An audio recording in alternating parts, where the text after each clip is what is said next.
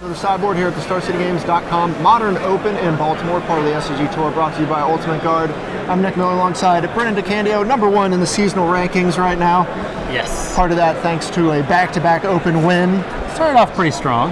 And then you've had a couple other strong finishes as of late too, coming off the top 8 at the Team Open just last weekend. Yep.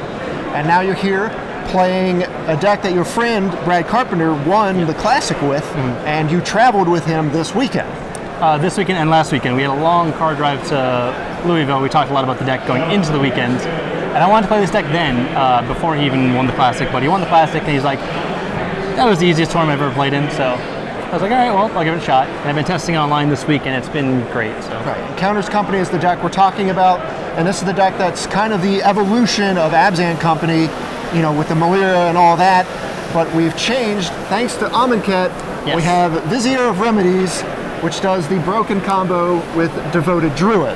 Correct. And now people saw this card, you know, kind of like they saw Felidar Guardian at the end of the spoiler season, right. This innocuous uncommon, and now it ports into this modern deck very well.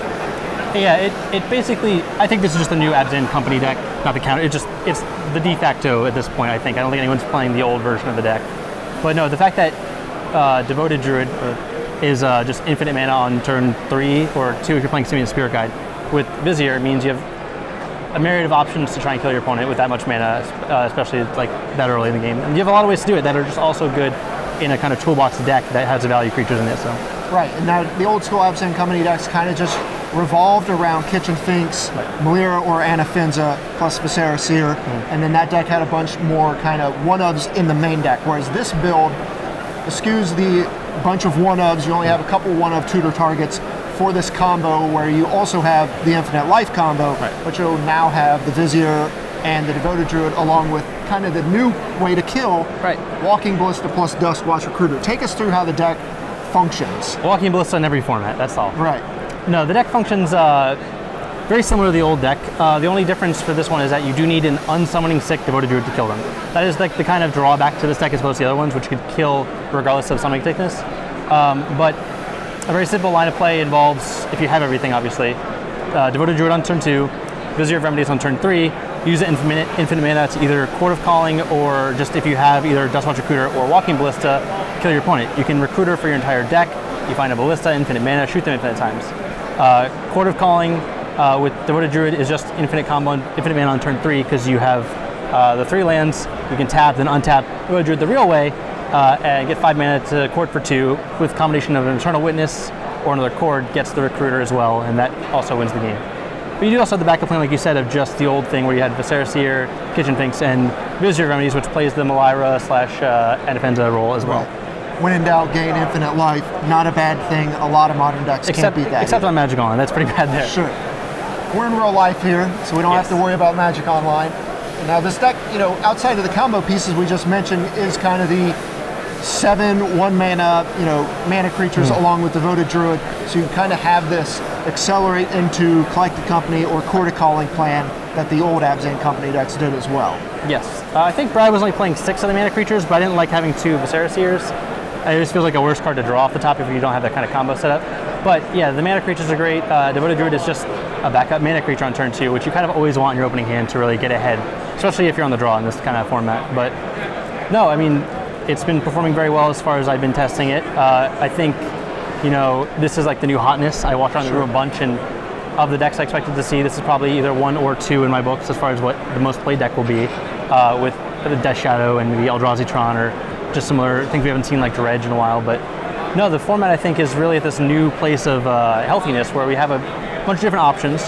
Sure, there's some inherent degenerateness to it. Sure. But it's a creature-based deck that requires the summoning sick creature to be unsummoning sick. Not as bad as, you know, the Felidar Guardian thing is in Standard, but similar in that regard. But there's more interaction in Modern. We have Lightning Bolt. So if you're playing a Modern and can't win when your opponent has a creature that you have a turn to kill. Yeah. 0-2 on turn 2, go. If you've got nothing, then you deserve to lose that game. Some other cards run around in here. We have a Fiend Hunter and Scavenge Goose. These are your only real targets in the main deck. Talk about why these are the 2 options. Fiend Hunter is just a general answer card to any creature that you might not want to play against. In the mirror match, it's very good. Death Shadow enters that for a turn, which can be really relevant because they use a lot of removal very early. any other creature decks. Just a creature you can't beat. You just try and get rid of. You have something to interact that way. I was playing a Kusali Pride Mage leading up to this week, but due to the popularity of I think what the Mirror will be, as well as Death Shadow, like the 1/2 decks, I think Ooze is better against those 2 decks than the other one, where Scavenging Ooze plays a big role in the Mirror match at shutting off Eternal Witness from LPU combo, as well as stopping the Infinite Life combo as well. So playing dual roles there, and I think just a singular threat, if the game comes down to that, where they have enough to parry your combo, is good. Right, we've kind of seen the Scavenging Ooze strategy just in the old school Jund decks, where it's just like, be the last person to stick a creature. If it's Scavenging Ooze, it's going to be out of control. And we also have the green mana in the world too if you want to eat everything. That is true. No graveyard once you have all the green mana. They don't need it. We also have some utility lands here. You have the 2 Gavany Township. We've seen this in the old Abzan Company decks. You have a bunch of mana, a bunch of little creatures. You might as well make use of it. But you also have 3 Horizon Canopy here to just kind of chew through your deck. I wish I could play 4, but I think the life loss would be too much. You are a combo deck, and having your lands double as a cantrip is very relevant. Often with the Infinite Life combo, sometimes you have like the Infinite Life part, but you also have the Devoted Druid going with Infinite Mana, which happens occasionally. But at that point, you can use the Canopy to sack after you set up your deck with Scries for the missing piece or something like that. But just a card you can cash in late in the game. I am playing 11 mana creatures between Hierarch's Birds and Devoted Druid. You kind of want not to flood as much. You know, that can happen. But no, it's been great. I would play a 4th if I could, but I don't think you could afford the life as much in the format as you used to be able to. So. All right, a couple questions here about the format and the deck in general. What are you? Obviously, you were no on the Seaman Spirit Guide. What do you think of your thoughts on that card in this type of deck? I think it is good if you're expecting to play against a lot of mirror matches and combo decks, but against a more fair field of people trying to kill creatures or just Death Shadow in general, I think it's not as good there. It's obviously great in the mirror match because you get ahead of them. You can be on the draw and kill them before they can kill you with the Devoted Druid. But I want all my cards to do things normally, and I think having extra mana dorks and extra, utility creatures and more Eternal Witness, 4 Eternal Witness in the deck, just to make sure you can be redundant with what you're doing, I think it's pretty key in that regard. But no, I can see why people would play it. People also advocated for Ronus, which similarly combos with infinite mana, and it's also a Coco hit is the big argument for it, where Ballista is not. But I feel like it doesn't do enough in most matchups where it's relevant. I guess it's better against Death Shadow a little bit because they can't really kill it, and maybe you have like a Finks that's something you can buff to turn it on, but it's sketchy enough to where I don't really like it. But well, speaking of Death Shadow, that's question number 2, because that's the big deck coming into this weekend. Right. It's the proven strategy. It was in the hands of the Team Open win. A lot of people have come out this week talking about this deck's kind of weak to Death Shadow. What are your thoughts on the matchup, and why do you think this is the deck to be on this week? I think this version might be a little bit weaker than some of the, you can accommodate for the matchup, I should say, if you want to.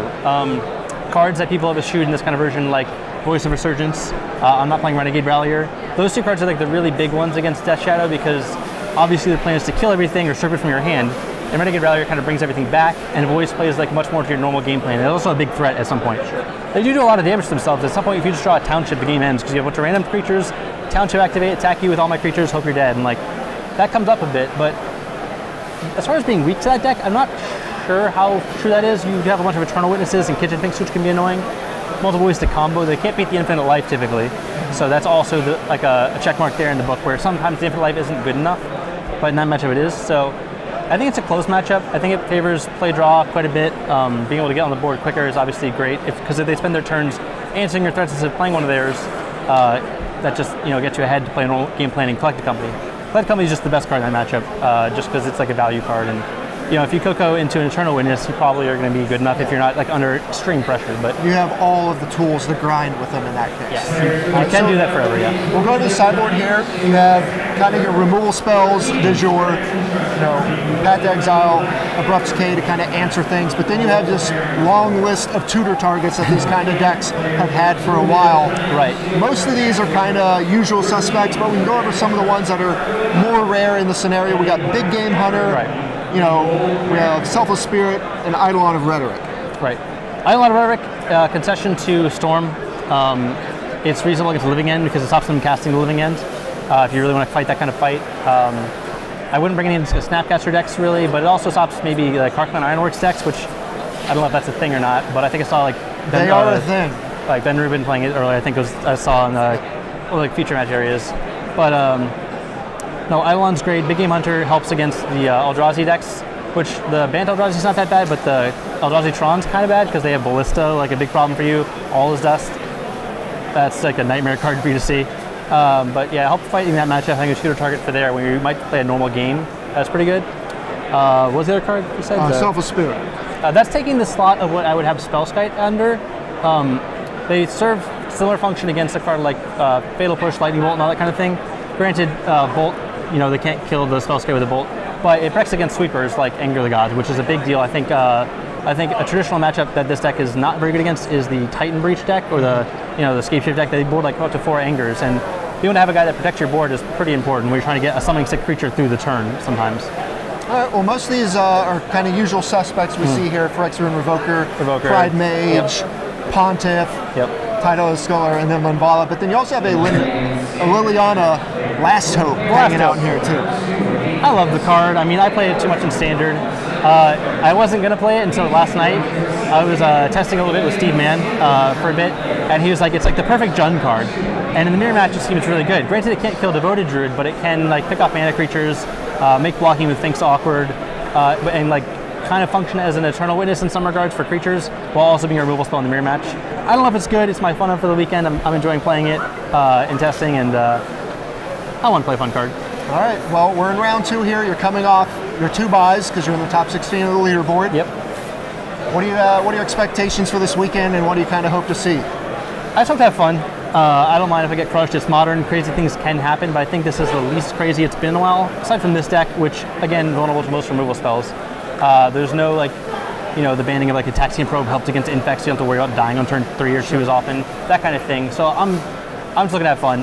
This deck's a blast to play. I would suggest playing it if you've never tried it before.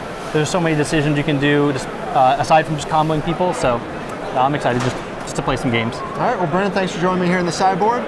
Everyone at home, stay tuned to StarCityGames.com all weekend long for the action here in Baltimore.